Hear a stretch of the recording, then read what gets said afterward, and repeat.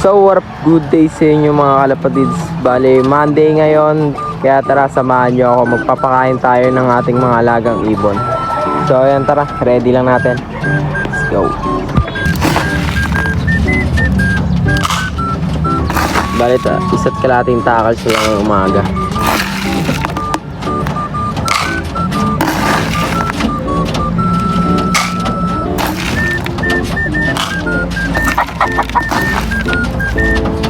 Tapos sa hapon naman, isang kutsara lang. So ayan, tara, let's go, bigyan natin.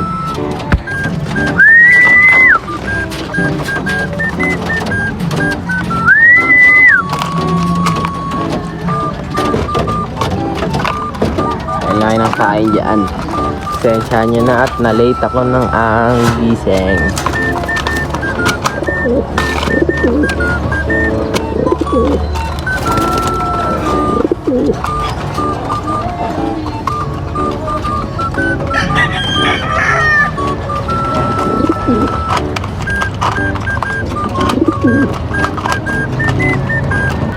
So yun mga kalapatids, dahil tapos na sila kumain. At ano, tingnan nyo naman, ubus na. Oh, simot na simot. So yun lang mga kalapatids, tapos na sila kumain. Babalikan natin sila ng 9:30. Papainumin natin sila ng bawang juice. So yun lang mga kalapatids, mamaya na lang ulit. Let's go.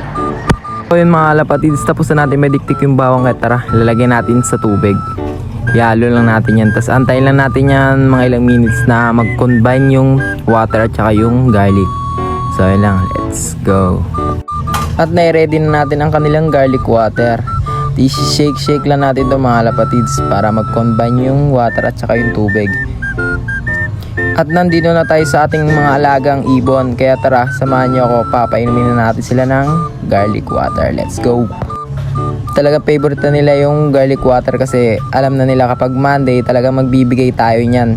At nagbibigay tayo niyan mga kalapatids pagka sila kumain at nag-oras tayo ng 1 oras bago natin sila painumin para talagang uhaw na uhaw at marami silang mainom na water. At yun lang mga kalapatids, sana may natutunan kayo sa Monday routine natin. Maraming salamat sa suporta nyo at sa susuporta pa lang. At huwag nyo kalimutan mag-like and follow sa aking TikTok at sa aking Facebook. At huwag nyo kalimutan mag-subscribe sa aking YouTube channel. Let's go!